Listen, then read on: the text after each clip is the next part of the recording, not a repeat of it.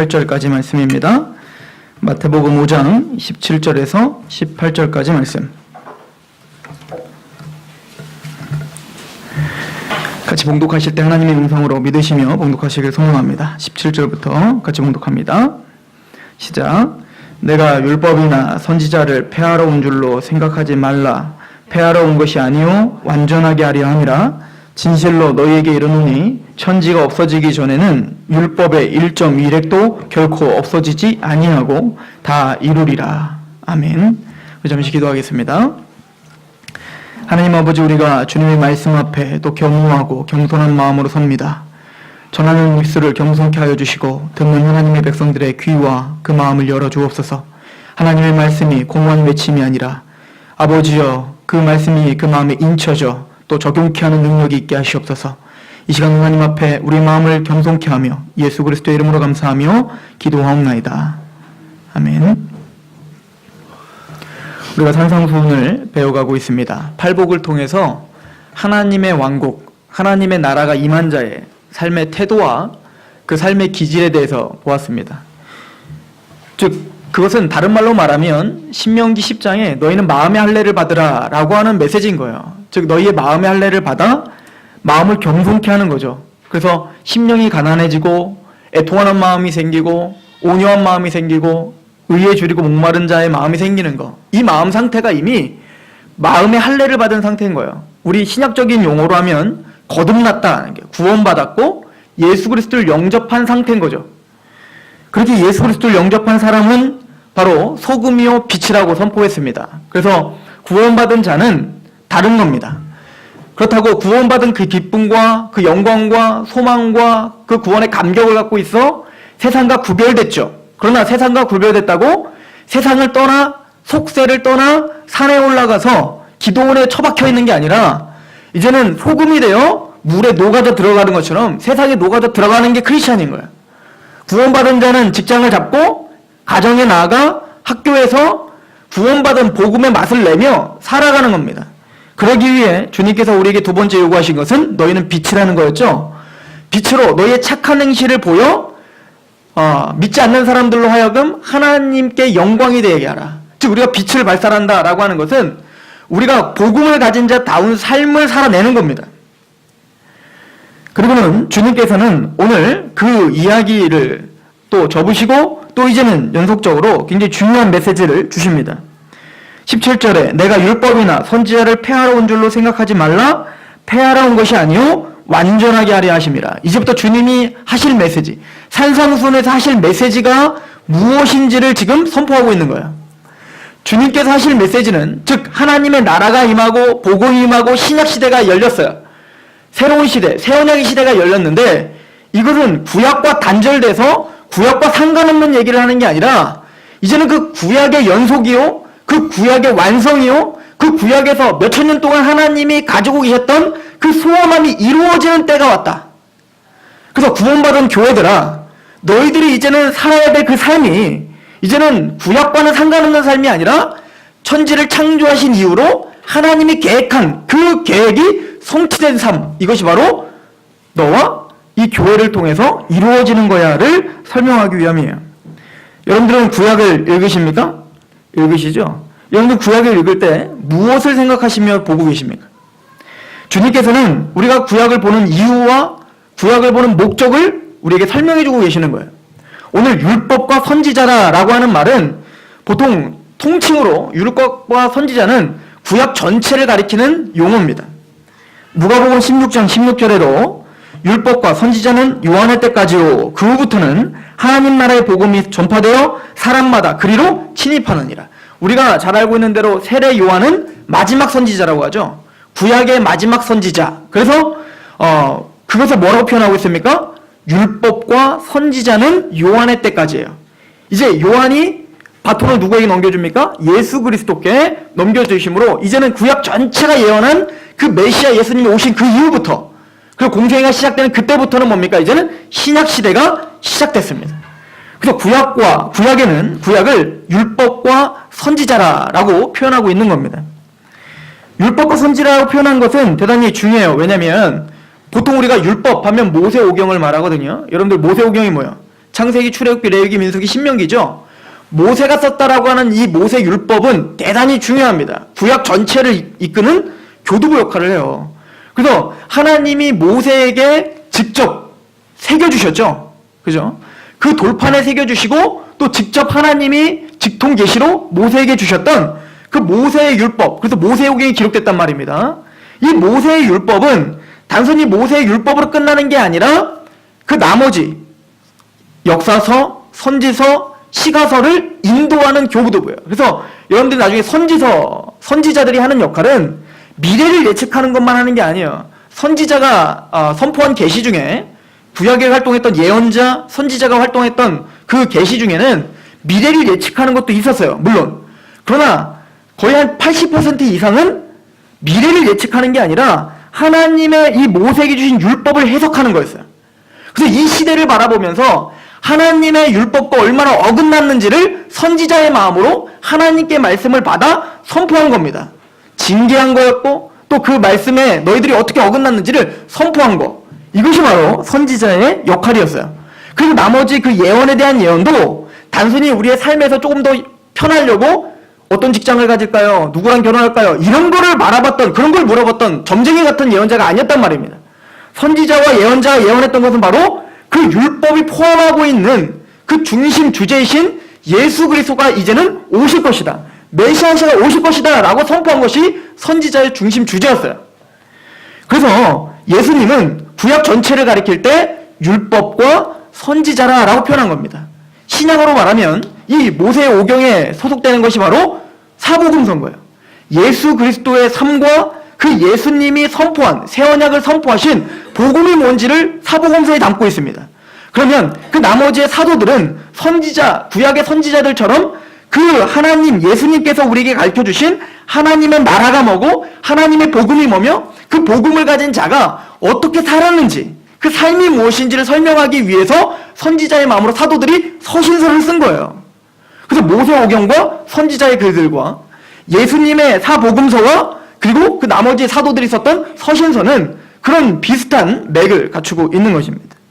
그래서 오늘 예수님이 말씀하십니다. 나는 율법과 선지자를 폐하러 온 것이 아니라 완성하러 왔다. 이 얘기는 예수님은 구약의 완성이시요 이 구약과 상관없는 복음을 전한 게 아니라 구약 전체가 바로 나를 기록했고 내가 바로 왔다.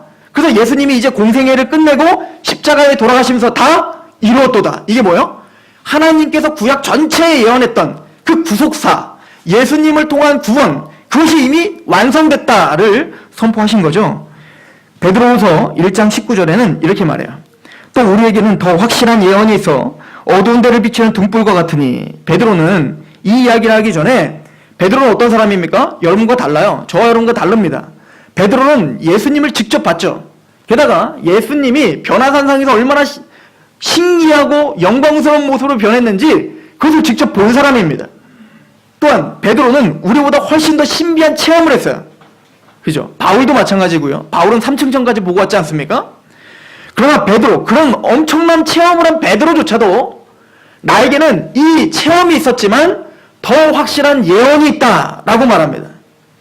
그게 무엇입니까? 20절에 먼저 할 것은 성경의 모든 예언은 사설을 풀 것이 아니오. 즉 그런 체험이 있는 베드로도 그 체험보다도 더 확실한 예언이 뭐라는 거예요? 하나님의 말씀이에요. 베드로는 그때 뭐였습니까? 바로 구약 성경을 가리키는 거죠. 이 구약 성경은 하나님이 나에게 주신 확실한 계시요 예언이었다. 그러므로 구원받은 저와 여러분들은 예수님의 가르침과 사도들의 가르침을 받아 구약을 보며 우리가 깨달아야 될 게 있단 말입니다. 여러분들 구약을 보는 이유와 목적이 있다는 거예요. 여러분들 구약 큐티 하시죠? 구약 읽으시죠? 그 구약을 통해서 여러분들이 봐야 될 것이 있어요. 누가복음은 이렇게 이야기를 합니다. 누가복음 예수님이 부활하셨습니다. 부활하신 이후에 제자들에게 나타나십니다. 그래서 제자들은 엠마오로 가던 두 제자도 예수님을 깨닫지 못했죠. 그때 예수님이 그 제자들에게 깨닫지 못하고 예수님을 믿지 못했던 제자들에게 하신 말씀이 무엇입니까? 누가복음 24장 44절 또 이르시되 내가 너희와 함께 있을 때에 너에게 말한 바 곧 모세의 율법과 선지자의 글과 시편에 나를 가리켜 기록된 모든 것이 이루어져야 하리라 한 말이 이것이라 하시고, 이에 그들의 마음을 열어 성경을 깨닫게 하시고, 모세의 율법과 선지자의 글과 시편의 나를 가리켜, 이 모세의 율법, 선지자의 글, 시편은 구약 전체를 가리켜요. 오늘날도 유대인들은 구약 성경이라 부르지 않아요. 구약 성경, 우리 기독교인이 구약 성경이라 부르는 거지, 유대인들은 자신들의 그 구약 정경을 타낙라고 불러요. 왜냐면 그 앞에 이니셜 띈 거예요. T는 토라, 즉 모세의 율법, N은 네빔이라고 선지자의 글, 그리고 케투빔이라고 하는 시가서를 가리키는 거예요. 그러니까 지금도 유대인들은 구약 전체를 세 가지로 나눠요. 토라, 모세의 율법과, 그리고 네빔인, 즉 선지자의 글, 그리고 케투빔인, 그리고 성문서. 구약 전체는 다, 근데 예수님 뭐라고 하는 겁니까? 나를 가리켜. 구약은 누구를 가리켜 기록했다? 예수님을 가리켜 기록했구나. 그러면 우리는 구약을 보면서 누구를 발견해야 돼요? 예수님을 발견해야 돼요. 그런데 구약을 통해서 예수님을 발견하는데 특히 예수님의 무엇을 발견해야 되냐면, 누가복음 24장 46절에 이렇게 예수님은 더 이어서 이야기하십니다. 또 이르시되 이같이 그리스도가 고난을 받고 제3일에 죽은 자 가운데서 살아날 것과 또 그의 이름으로 죄사함을 받게 하는 회개가 예루살렘에서 시작하여 모든 족속에게 전파될 것이 기록되었으니. 구약 전체가 뭘 기록했다고요? 예수 그리스도를 기록했는데, 예수님이 어떻게 십자가에 죽으실 것과 예수님이 어떻게 살아나실 것, 부활하실 것과 또 그 십자가와 부활로 완성된 복음이 어떻게 전파가 되어 죄사함을 주고 회개케 할 것인지가 구약에 담겨 있다는 거예요. 이 이야기는 예수님이 하신 이야기뿐만 아니라 사도 바울도 구약을 이렇게 이해했고, 사도 바울이 구약을 통해서 설교할 때에 구약을 통해서 바로 이걸 설교했어요. 사도행전 28장 23절 잘 들어보십시오. 바울이 하는 얘기예요. 그들이 날짜를 정하고 그가 유숙하는 집에 많이 오니 바울이 아침부터 저녁까지 강론하여 하나님의 나라를 증언하고 모세의 율법과 선지자의 말을 가지고 예수에 대하여 권하더라. 그럼 우리는 구약을 통해서 누구를 들어야 돼요? 예수님을 듣는 거예요. 구약을 통해서 예수님을 발견해야 되는 거예요. 아브라함 이야기를 통해서 그 아브라함의 이야기를 통하여 예수님의 은혜가 느껴져야 돼요. 노아의 방주 이야기를 통해서 예수님의 십자가와 부활이 느껴져야 돼요. 노아 영화가 개봉했습니다. 노아 영화가 개봉했는데 그 노아 영화가 성경적이지 아닌지는 그걸 다 보고 예수님의 은혜가 느껴지는지, 그 노아 영화를 딱 다 보고 하나님의 예수 그리스도를 내어주시기까지 하신 그 사랑이 느껴지는지를 보면 알아요. 그런 잣대로 노아 영화는 성경적이지 못합니다. 안 보신 분들은 보세요. 안 보셔도 되고요. 즉 구약을 볼 때 어떤 것을 보건 그곳에서 예수 그리스도의 십자가가 보여야 되는 겁니다. 십자가와 부활은, 그래서 그 십자가와 부활로 이루어진 그 구속의 은혜는 성경 전체를 꿰뚫는 광맥입니다. 우리는 그것을 뭐라고 부르냐면 구속사라고 부르는 거예요. 로마서 1장 2절에 사도 바울이 이렇게 설명합니다. 로마서 1장 2절, 이 복음은, 우리가 전하는 복음이죠. 하나님의 나라죠. 이 복음은 하나님이 선지자들을 통하여, 구약의 선지자를 가리킵니다. 선지자들을 통하여 그의 아들에 관하여 성경에 미리 약속하신 것이라. 예수 그리스도의 그 이름은, 그 이야기는 이미 구약 전체, 창세기 첫 번째부터 말라기 마지막까지 그 예수 그리스도에 대한 이야기를 하고 있구나를 우리는 고백하는, 이게 개혁주의의 아주 핵심적인 메시지입니다. 그래서 우리 개혁주의를 언약신학이라고도 하고 구속사를 우리는 강조하는 신학을 하고 있는 거예요. 그리고 여러분들은 그 장로교 안에 있습니다.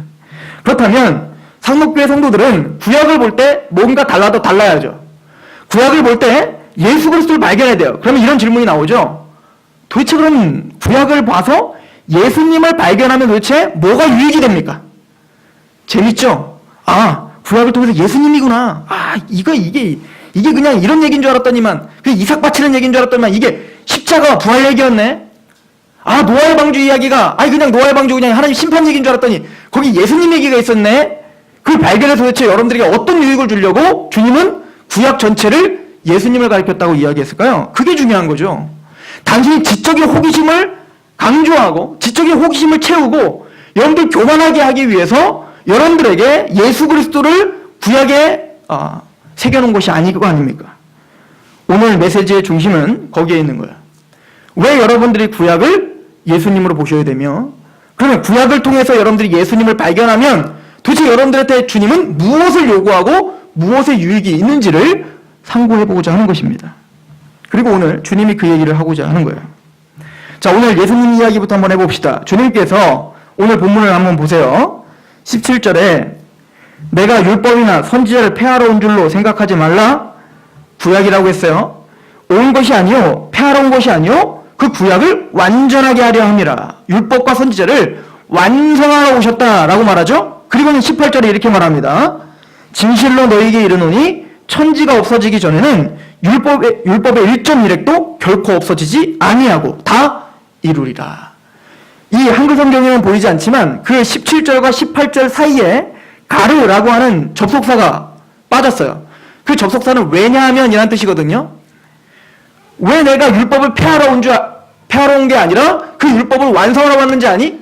구약을 왜 완성하러 왔는지 아니? 왜냐하면 진실로 너에게 이르노니 하나님의 이 율법은 1.1획도 없어지지 않기 때문이다. 이게 무슨 얘기입니까? 하나님의 말씀은 1.1획이라도 그 히브리어를 보면 1획, 1점은 그 글자를 형성하는 가장 작은 단위예요. 그러니까 성경에 쓰여져 있는 그 1점과 그 1획 하나도 하나님은 뭐예요? 없어지거나 사라지는 게 아니라는 거예요. 그 말씀은 1점이라도 뭐 하는 거예요? 반드시 하나님이 이루신다는 거예요. 이 얘기는 주님은 뭘 선포하고 있는 겁니까? 주님은 신실하십니다를 선포하는 거예요. 하나님은 한 번 말씀하신 것은 그게 1점이라도 한 번 말씀하신 것은 반드시 이루신다는 거예요.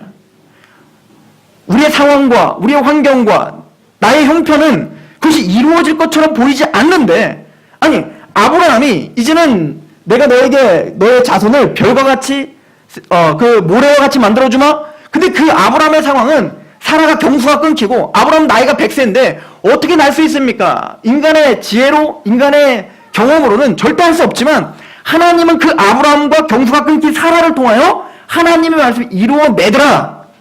이것이 성경이 우리에게 알려주는 거죠. 하나님의 말씀은 반드시 이루어지고 반드시 성취된다.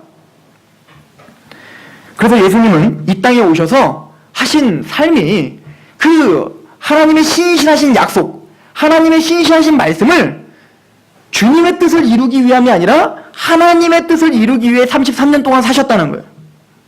요한복음 6장 38절 내가 하늘에서 내려온 것은 내 뜻을 행하려 함이 아니오 나를 보내신 이의 뜻을 행하려 함이니라. 나를 보내신 이의 뜻은 내게 주신 자 중에 내가 하나도 잃어버리지 아니하고 마지막 날에 다시 살리는 이것이니라. 내 아버지의 뜻은 아버지를 보고 믿는 자마다 영생 얻는 이것이니 마지막 날에 내가 이를 다시 살리리라 하시니라. 예수님은 이 땅에 33년 동안 사시면서 한순간도 아버지의 뜻을 떠난 적이 없었다는 거예요. 그래서 아버지의 뜻은 예수 그리스도를 믿는 자마다 영생을 주는 거예요. 그러기 위해서 그 아버지의 이 뜻은 나를 통하여 내 사랑하는 백성들이, 아버지의 택함받은 자들이 영생 얻는 거기 때문에 주님에게 맡겨진 사명은 뭐였습니까? 죽는 거였던 거예요. 십자가를 짊어지는 거였습니다. 그래서 이 영생을 주기 위한 그 약속이 이루어지기 위해 구약성경은 예수님의 십자가와 부활을 담아놨다는 거예요. 그 예수님은 그 말씀을 땅에 떨어지지 않도록 그의 삶을 통하여 이루어내신 겁니다. 그래서 아예 요한복음 1장은 예수님을 말씀이라고 칭하죠. 하나님의 거룩한 말씀이 육신을 이 땅에 입고 오셨다라고 칭하는 거예요. 그분의 삶, 그분의 한마디, 그분의 감정, 그분의 어떤 헌신, 이 모든 것은 다 뭐였다는 거예요? 그냥 살아있는 말씀이었다는 거예요. 주님은 그 구약을 완성하러 오신 것입니다. 또한 주님께서 이 율법을 완성하셨다는 의미는 우리의 교리적인 메시지를 주고 있다는 것을 알고 계실 거예요. 하나님의 말씀은 우리에게 요구하는 게 있었습니다. 첫 번째 사람 아담에게부터 요구했죠. 선악과를 따먹지 말라. 이것이 바로 율법입니다. 이것이 바로 행위 언약이라는 거예요. 즉 하나님의 말씀은 해라 하지 마라라는 게 분명해요. 하나님은 타협함이 없습니다. 하나님은 거룩하시기 때문에 저와 여러분들에게 그 거룩한 율법을 주셨습니다. 그래서 구약을 보세요. 레위기를 보십시오. 얼마나 세세하게 자세하게 해라 하지 마라 구별하라 이런 규정들이 많이 있습니까? 율법에는 3가지가 있는데 제의적인 규정이 있고, 즉 어떻게 제사를 지내고 부정한 짐승이 뭐고 부정한 날이 뭐고 이런 거를 정해주고, 두 번째는 법률이에요. 살인이나 형제들에 대한 행동이 어떻게 해야 되는지, 또 세 번째는 바로 윤리와 도덕입니다. 이 3가지를 다 주신 거예요, 주님께서. 그러나 우리가 고백해야 되는 것은 그 율법을 들었을 때 우리는 그 율법 앞에 숨이 막히셔야 돼요. 와, 나는 다 지켜 행할 수 있겠는데 이것은 지금 하나님의 거룩한 율법을 제대로 연구하지 못한 겁니다. 구약의 모든 율법을 볼 때 여러분들 숨이 막혀 오셔야 됩니다. 그 당시에 바리새인과 서기관들이 숨이 막혀 오지 않고 난 지켜 행할 수 있을 거라고 착각하니까 사도들과 예수님은 그들의 숨통을 더 쥐어오는 역할을 했죠. 형제를 보고 미워하는 게 이미 살인죄야. 그러면 이제 더 뭐요? 콱 막히는 거예요. 그럼 어떻게 지키란 말이야? 사도 야고보도 이렇게 얘기합니다. 야고보서 2장 10절. 누구든지 온 율법을 지키다가 그 하나를 범하면 모두 범한, 이것만큼 숨 막히는 게 어디 있어요? 여러분들 일평생 하나님의 율법을 다 지키는 거예요. 구약을 다 읽고 이해하고 해석하여 그 율법대로 살고 거룩하게 살고 그럴 수도 없지만 그렇다고 칩시다. 그렇게 치더라도 죽기 직전에 누구 형제 하나만 미워하면 뭡니까? 그는 지옥불에 던져지는 거예요. 왜? 온 율법을 지키다가 율법 하나라도 어기면 지옥 형벌을 받으니까. 로마서 8장 3절은 그래서 이렇게 이야기합니다. 율법이 육신으로 말미암아 연약하여 할 수 없는 그것을. 즉 율법은 우리의 육신이 연약하여 타락한 우리는 연약하여 할 수 없다를 가르치는 거예요. 하나님은 하시나니 곧 죄로 말미암아 자기 아들을 죄 있는 육신의 모양으로 보내어 육신의 죄를 정하심으로. 즉 여러분들은 율법을 통하여 내 죄를 깨닫는 거예요. 구약을 읽으면서 와, 나는 이렇게 못하지. 구약을 읽으면서 와, 하나님의 율법에 숨이 막히는구나. 나는 그래서 죽어 마땅하구나를 깨닫는 거야. 노아 영화를 보지 않은 분들에게 가이드를 제시하기 위해 제가 몇 가지를 충고를 합니다. 노아 영화는 첫 번째, 하나님의 자비와 은혜를 상실한 잘못된 영화입니다. 그래서 제가 볼 때 노아의 영화에서, 헐리우드에서 만든 거니까 그냥 영화로 보세요. 근데 그 노아 영화에 제가 그래도 이거 참 잘했다라고 하는 건 하나요. 뭐냐면 노아가 자신은 거룩해서 구원받을 줄 알았지만 그 노아의 방주가 있기 전에 자신의 모습에서 뱀이 나오는 걸 봐요. 그리고 나도 죽을 놈이구나. 나도 저들과 함께 물에 잠기는 게 하나님의 뜻이구나를 깨달아요. 거기까지가 성경주의. 그 다음부터는 성경주의지 않아. 그 얘기는 뭐냐면 우리 모두가 다 성경을 보며 난 노아지가 아니라 나도 어디에 빠져 죽어야지, 원래는 물에 빠져 죽어야지로 우리는 같이 봐야 된다는 거예요. 율법의 잣대로. 그런데 노아가 하나님의 은혜로 의인이요 당세의 완전한 자라 칭함을 받은 것처럼 나도 율법으로는 흠이 있고 율법으로는 물에 빠져 죽어야 되는데 거기서 예수님이 보여야 되는 거예요. 예수님의 십자가가 나를 살렸구나. 예수님의 부활이 나를 건져냈구나가 보이는 겁니다.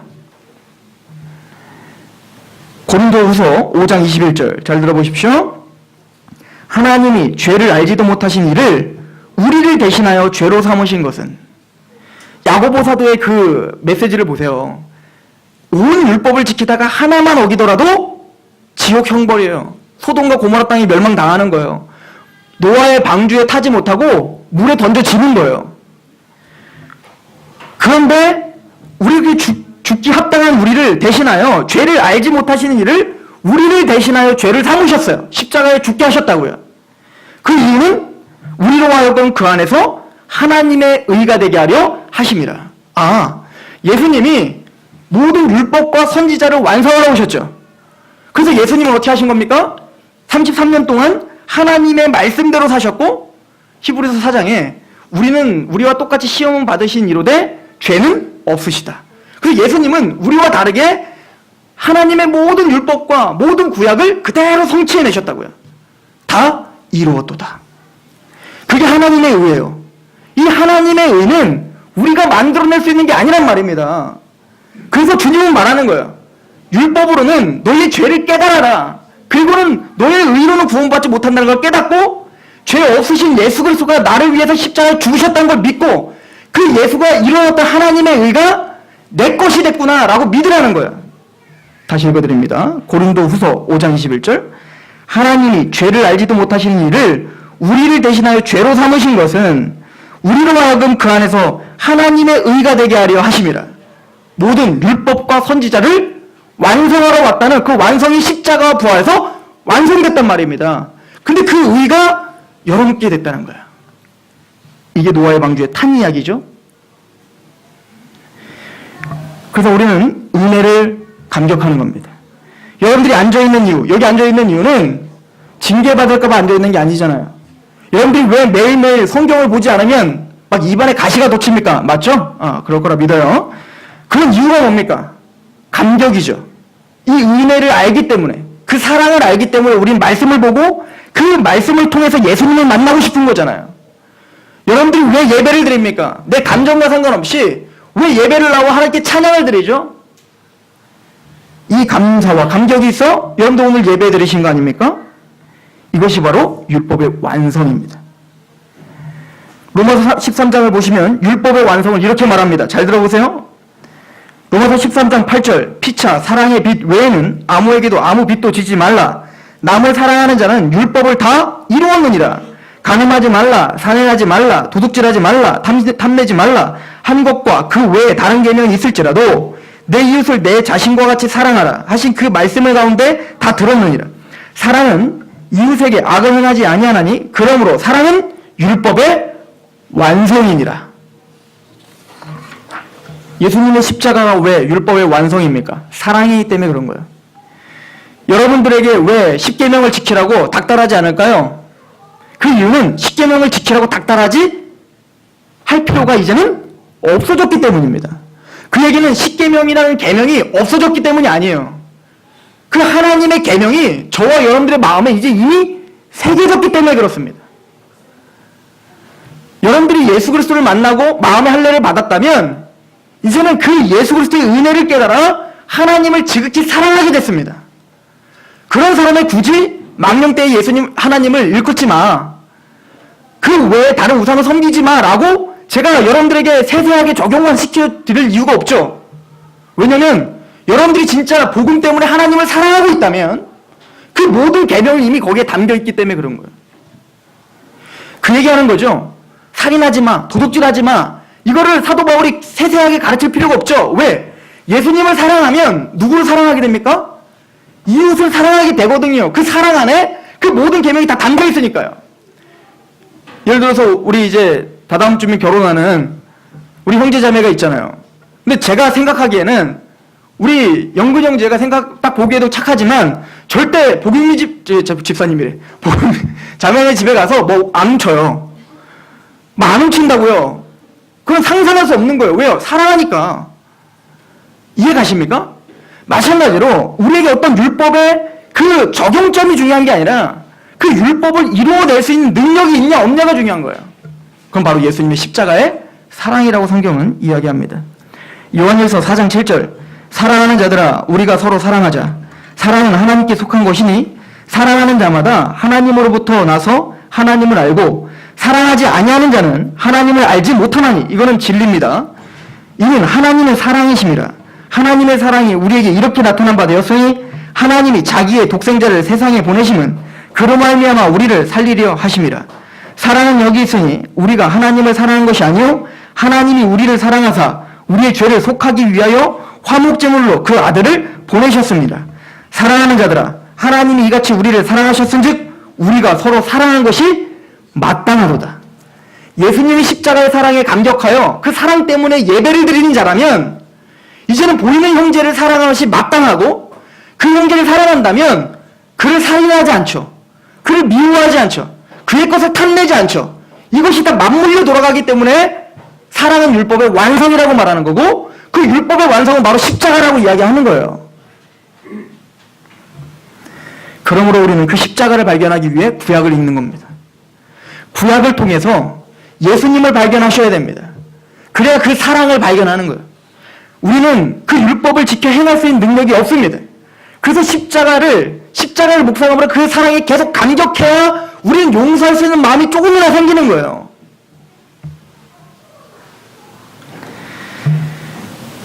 사도 바울은 그래서 율법을 예수님에게로 데려가는 초대라고 말하죠. 왜냐하면 율법을 통하여 우린 죄를 깨달아야 돼요. 내가 죄를 깨달아야 나는 살 길이 없다는 게 받아들여지고 그래야 유일하신 희망이신 예수님을 붙잡게 되기 때문에 그렇습니다. 또 더 나아가서 신명기 30장에도 마음의 할례에 대한 이야기를 하면서 이렇게 이야기를 합니다. 신명기 30장 6절 내 하나님 여호와께서 내 마음과 내 자손의 마음의 할례를 베푸사 거듭남이라고 생각하세요. 너로 마음을 다하며 뜻을 다하여 내 하나님 여호와를 사랑하게 하사 이게 마음의 할례예요. 이게 구원입니다. 구원이란 그 예수님을 만나 마음을 다하여 뜻을 다하여 내 하나님 여호와를 사랑하게 되는 거. 이게 뭡니까? 거듭남이에요. 그래서 그 사람에게 누가 시키지 않아도 예배자가 되는 거예요. 그래서 그 사람은 마음을 다하고 뜻을 다하고 목숨을 다해 사랑하기 때문에 누가 시키지 않아도 말씀을 사모하는 거예요. 이제 율법이 그를 인도하는 게 아니라 하나님의 이 사랑이 그의 삶을 인도하는 겁니다.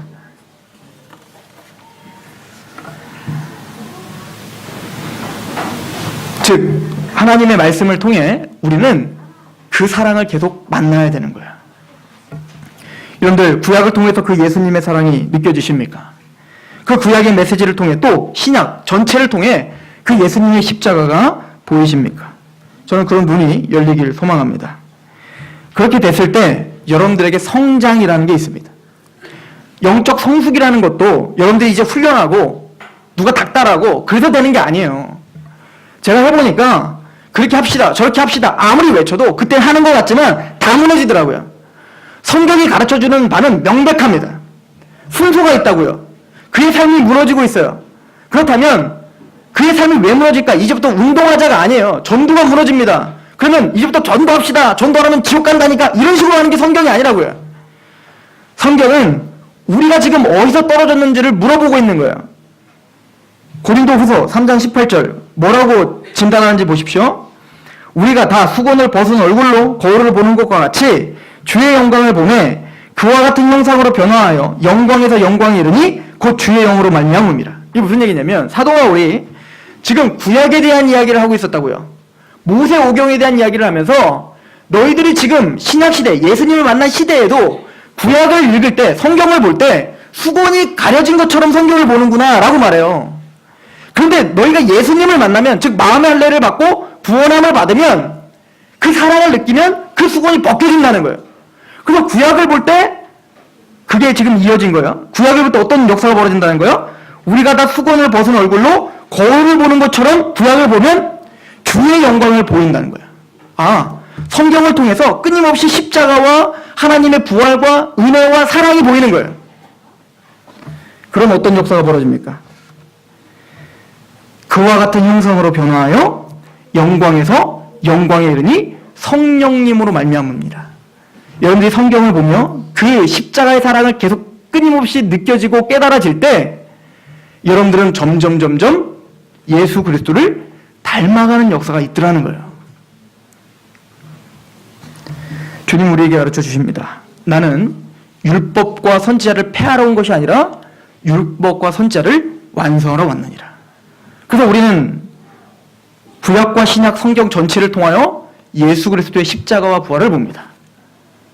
봄으로 여러분들이 그 사랑에 감격하고 만약에 여러분들의 구원의 감격이 다시 사라졌다면 다시 말씀으로 돌아와 십자가의 감격을 회복하십시오.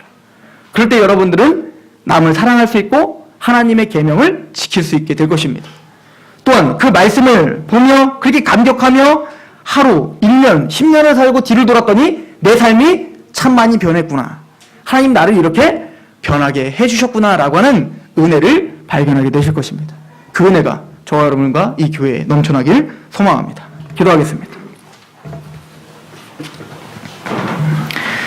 하나님 우리가 상상수훈을 통하여 구원받은 자의 그 삶의 태도가 무엇이며 그 구원받은 자의 심령의 상태가 무엇인지를 배웠습니다. 또한 우리가 이 세상의 소금과 빛의 역할을 하는 영향력 있는 사람이 되기를 소망합니다. 그러나 그러기 위하여 먼저 하나님의 말씀을 묵상하게 하시옵소서. 모든 율법과 선지자와 그 예수 그리스도의 선포를 통하여 그 십자가의 은혜와 부활의 능력을 경험하게 하시옵소서. 성령님, 말씀을 묵상할 때마다 주님을 발견하게 하시고 주님을 볼 때마다 우리의 삶이 더욱더 무너지고 낮아져 겸손하여 하나님의 말씀 앞에 그렇게 순복하는 역사들이 있게 하옵소서. 우리를 그렇게 성장시켜 주실 하나님 앞에 우리 귀한 하나님의 백성들 위탁하오며 예수 그리스도의 이름으로 감사하며 기도하옵나이다. 아멘. 우리 하나님